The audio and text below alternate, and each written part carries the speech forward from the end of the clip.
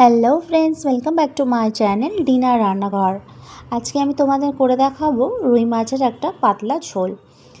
এরকম বর্ষাকালের মধ্যে সবারই শরীর খারাপ করছে, সব কিছু কি বলবো আর সব কিছু মিলেমিশে। তো এরকম একটা তরকারি যদি আমরা বানিয়ে খাই তাহলে আমাদের শরীরের পক্ষে কিন্তু খুবই ভালো, এটা আর পেটের জন্য খুব ভালো। তো প্রথমে আমি এখানে একটা কড়াই নিয়ে নিয়েছি, তাতে আমি সর্ষের তেল নিয়ে নিয়েছি এবং মাছগুলো ভালো করে ধুয়ে লবণ হলুদ মাখিয়ে রেখেছিলাম আধা ঘন্টা আগে। তারপরে কিন্তু সেটা ভেজে নিচ্ছি, একটু কড়া করেই কিন্তু ভাজবো মাছগুলো, কারণ মাছগুলো যে পাতলা ঝোল বানাচ্ছি আমি তার মধ্যে দিলে যাতে ভেঙে না যায় কোনোভাবেই। তো এইভাবে কিন্তু একদম কড়া করে ভেজে নেব। তোমরা যারা আমার চ্যানেলে নতুন আসছো, আজকে রান্নাটা নতুন দেখছো, তারা কিন্তু আমার চ্যানেলটাকে সাবস্ক্রাইব করে নিও এবং পাশের বেল আইকনটা প্রেস করে আমার সঙ্গে থেকে যেও, যাতে করে রান্নার নোটিফিকেশনগুলো সবার আগে তোমাদের কাছে পৌঁছে যায়। তারপরে সেই তেলের মধ্যে যে মাছটা ভেজে নিলাম, সেই তেলের মধ্যে একটা ফোড়ন দিলাম কি কালি জিরে দিয়ে কিন্তু তরকারি মাছের ঝোল ভালো লাগে খুব খেতে। তো কালি জিরেটা দিয়ে একটু ভাজা হতেই তার মধ্যে কিন্তু একটা স্লাইস করা পেঁয়াজ দিয়ে নিলাম। এবারে সেই স্লাইস করা পেঁয়াজটা ভালো করে একটু ভাজা ভাজা করে নেব, যাতে করে একটু রঙটা ধরে। তারপরে আমি একে একে কিন্তু এর মধ্যে মশলা দেব। তো তোমরা প্লিজ বন্ধুরা স্কিপ না করে পুরো রান্নাটা কিন্তু দেখো, নাহলে কিন্তু অনেক কিছু মিস করে যাবে। দেখতে পাচ্ছ এরকম একটা ব্রাউন কালার আসবে, তার মধ্যে কিন্তু আমি এবারে মশলাগুলো দিয়ে নেব। এটা কিন্তু আদা বাটা দিয়ে আমি রান্নাটা করছি। তো আদা বাটাটা যখন দিয়ে দেব, একটু ভাজা হতেই কাঁচা গন্ধটা যখন চলে যাবে, তারপরে কিন্তু আমি এর মধ্যে সব কিছু মশলার উপকরণ দিয়ে দেব। তোমাদের যদি আমার রান্নাগুলো ভালো লাগে তাহলে অবশ্যই লাইক কমেন্ট করে জানিও। তোমাদের লাইক কমেন্ট কিন্তু আমাকে উৎসাহিত করে আরও নতুন কিছু রান্না করে নিয়ে ভিডিওতে তোমাদের সামনে তুলে ধরতে। তোমাদের লাইক কমেন্ট কিন্তু আমাদের এগিয়ে যেতে সাহায্য করে, আমাদেরকে উৎসাহিত করে। তাই জন্য প্লিজ বন্ধুরা তোমরা কিন্তু লাইক কমেন্ট করে যেও। তারপরে সামান্য একটু জল দিয়ে নিলাম, জলটা দিয়েই একটু কষিয়ে নিতেই তারপরে দিয়ে নেব 1 টেবিল চামচ লঙ্কার গুঁড়ো, 1 টেবিল চামচ হলুদ গুঁড়ো, 1 টেবিল চামচ জিরে গুঁড়ো। তারপরে মশলাটা দিয়ে আমি কিন্তু ভালোভাবে কষিয়ে নেব। তারপরে এখানে দিয়ে নিলাম 1 টেবিল চামচ লবণ। তোমরা যারা আমার চ্যানেলটা সাবস্ক্রাইব করে দেখছো তাদেরকে কিন্তু আমি অসংখ্য ধন্যবাদ জানাই। যারা লাইক কমেন্ট করো তাদেরকেও অসংখ্য ধন্যবাদ জানাই। এভাবে তোমরা আমার পাশে থাকো, তার জন্য তোমাদের অসংখ্য ধন্যবাদ জানাচ্ছি। তোমাদের জন্যই কিন্তু গুটি গুটি পায়ে আমি এগিয়ে যেতে পারছি।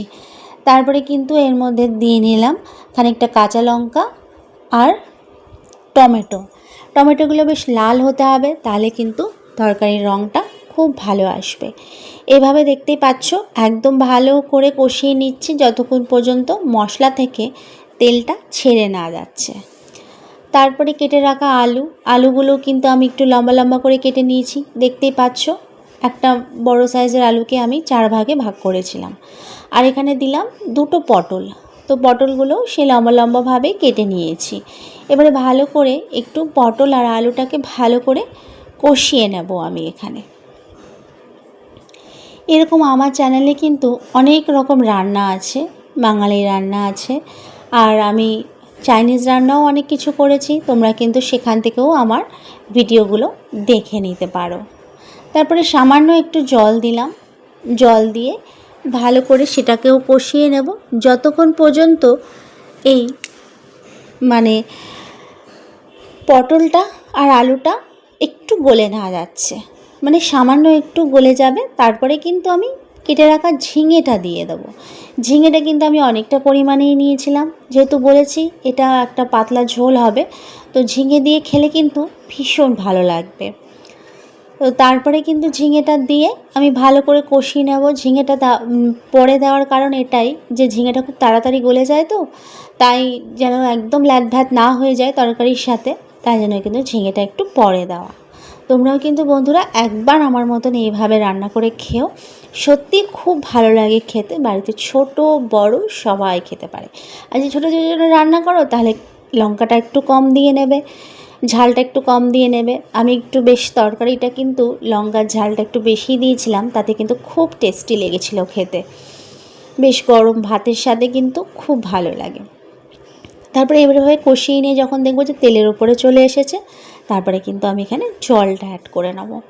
জলটা অ্যাড করে নিয়ে সব যখন গলে যাবে, সবজিটা আলুগুলো একদম 100% গলে যাবে, তখন কিন্তু আমি মাছটা দিয়ে নেব। তো এইভাবে তোমরা কিন্তু একবার রান্না করে দেখো, অবশ্যই তোমাদেরও খুব ভালো লাগবে। আদা বাটা দিয়ে মাছের তরকারি খেতে কিন্তু খুব ভালো লাগে।